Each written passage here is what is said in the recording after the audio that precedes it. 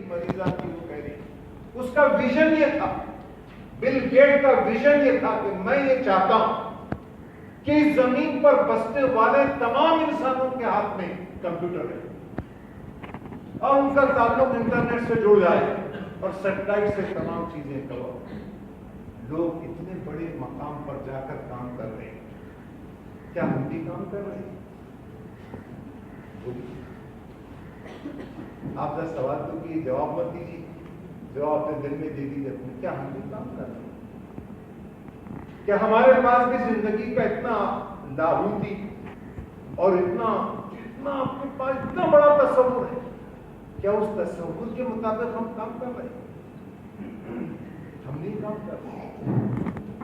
हम छोटी छोटी चीजों ही में हम समझते हैं बस काफी। आपके पास दुनिया की सबसे रिचेस्ट नेशन है, आप सबसे रिचेस्ट नेशन है। आपके पास जो पेट्रोल, मादनियात और जो ज़खायर हैं आपके पास मेटल से, अफगानी जहां बैठे हुए हैं, अफगानियों को मालूम ही नहीं है कि जिस पहाड़ पर जिस चट्टानों पर फिर रहे हैं वो, तो वहां प्लूटोनियम बहुत जबरदस्त खाद के ज़खायर मौजूद हैं, जो प्लेटिनम से भी कई गुना ज्यादा कीमती धातु। उसका इस्तेमाल आज यूनाइटेड स्टेट्स के पूरे ज़खायर महफूज हैं, पेट्रोल के, गैस के सारे ज़खायर मौजूद हैं। उन्होंने कहा कि पहले इनके कुएं खाली करो, पहले इनके कुएं खाली करो, और इस बीच में मुतबादिल अगर हम कोई एनर्जी सोर्स ढूंढ लें तो फिर हमको कोई जरूरत ही नहीं है पेट्रोल। आपके पास पेट्रोल, आप क्या कर रहे हैं? आपसे पाइप अंदर डालकर बैठे हुए हैं और एक मोटर ऑन कर रखी है, बैरल्स के बैरल्स भर रहे हैं। मैं केमिस्ट्री का आदमी हूं, कुछ को मालूम है कि केमिस्ट वहां से कैसे निकलता है डीजल, और वहां से कैसे ऑयल निकलता है, किन मराहिल से गुजरता है। एब्सोल्युटली कुछ भी ज्यादा नहीं है वहां, कोई बड़ी टेक्नोलॉजी इन्वॉल्व नहीं। आप लेके कर सकते हैं ये सब चीजें। बताइए आज क्या से क्या हो सकता? अगर आपके पास बड़े बड़े एजेंडे होते आपके पास, तो आप बताइए क्या हो सकता?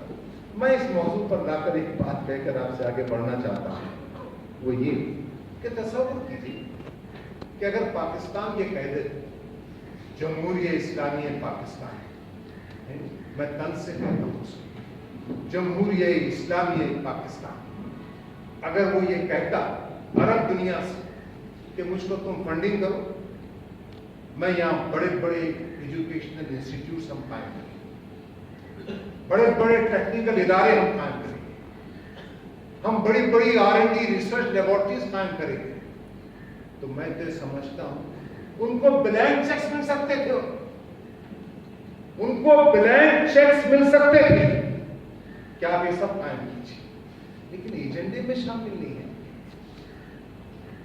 आपके एजेंडे में शामिल नहीं।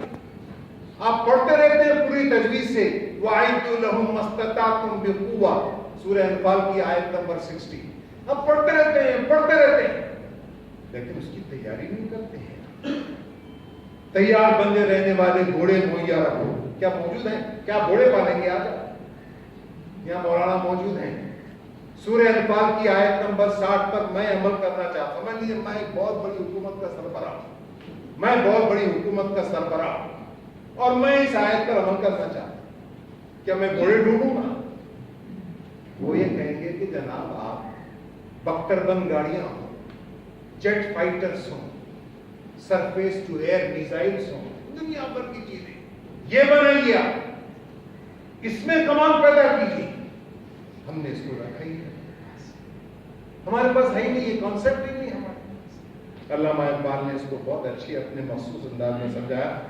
उन्होंने कहा कि जब मैं एक दफा सुबह के वक्त उठा और मैं सुबह की आहोजारी में मसरूफ था, तो मैंने अल्लाह से पूछा, ऐ बारे इलाहा, आखिर ये उम्मत क्यों पिछड़ गई, क्यों इतना पिछड़ गई?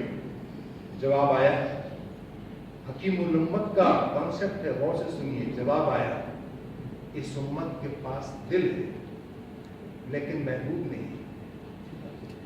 दिल है, आप कर सकते हैं ये सब, अरे आपसे अच्छा कोई कर ही ही नहीं सकता इसे। आप शराब नहीं पीते हैं, जुआ नहीं खेलते हैं, जिनसी बेलारबी का शिकार नहीं है, पांचों वक्त नमाज के पाबंद हैं, बहुत तहारत से रहते हैं, बहुत खुश अखलाक हैं और पूरी मखलूक को अल्लाह का गुम्बा समझते हैं, लेकिन आपके पास काम का कुछ कांसेप्ट नहीं है। फजर के बाद मैं सो जाऊंगा, जोहर के बाद तैयूरा मस्ट, हर खाने के बाद मीठा बहुत जरूरी है। अब मैं जोहर के बाद असर, असर के बाद मगरिब, और मगरिब के बाद फिर इशा, फिर तो रात को नहीं। कोई आपका मसरूफियत नहीं है आपके पास। आपके पास जिंदगी का भरपूर यूसेज और इस्तेमाल नहीं, आपके एजेंडे में शामिल नहीं। मैं समझता हूं ये सबसे बड़ी वैल्यू जो आपको अपने बच्चों के अंदर इनकलकेट करना हो। उनकी सिलेबस की किताबें उनको ये नहीं बताएंगी, आपको बता रहा हूं। या आपको किताबें लिखना पड़ेगा, आप किताबें लिखिए ताकि उनको मालूम हो सके कि इस्लामी तालीमात उनको कहां पहुंचाती है। पांचवी चीज जो मैं आपसे कहना चाहता हूं, तालीम के मेयार के लिए असातिज़ा का हाईली कॉम्पिटेंट होना बहुत जरूरी है। मीडियोकर अगर आप रहेंगे, बस सौ मामला रहेगा, आप जस्टिफाई नहीं कर सकते, आप नहीं कर सकेंगे जस्टिफाई। ये बहुत चैलेंजिंग जॉब है, ये नस्लों के सुधार का जॉब है, नए कॉन्सेप्ट्स का जॉब है, नए कॉन्सेप्ट्स को पैदा करना है। तो टीचर हजरात, चाहे वो प्राइमरी से हो या हाईएस्ट लेवल तक हो, उनको हाईली कॉम्पिटेंट होकर काम करना, हाईली कॉम्पिटेंट रहना। और इसकी खूबी ये है कि आप इस कॉम्पिटेंसी लेवल जिस वक्त चाहें आप बढ़ा सकते हैं, जिस वक्त चाहें आप बढ़ा सकते हैं। मैंने एक यूनिवर्सिटी के वाइस चांसलर तशरीफ फरमा थे, मैंने उनके सामने कहा कि साहब वो कि मैं आपका स्टूडेंट हूं, लेकिन ये बात कहने की जुर्रत कर रहा हूं, शायद आपकी तालीम का नतीजा, तरबियत का नतीजा हो। मैंने कहा आज का एजुकेशन सिस्टम इतना करप्टेड है कि केजी से लेकर पीएचडी तक मास कॉपिंग की तमाम सहूलतें मैसर हैं।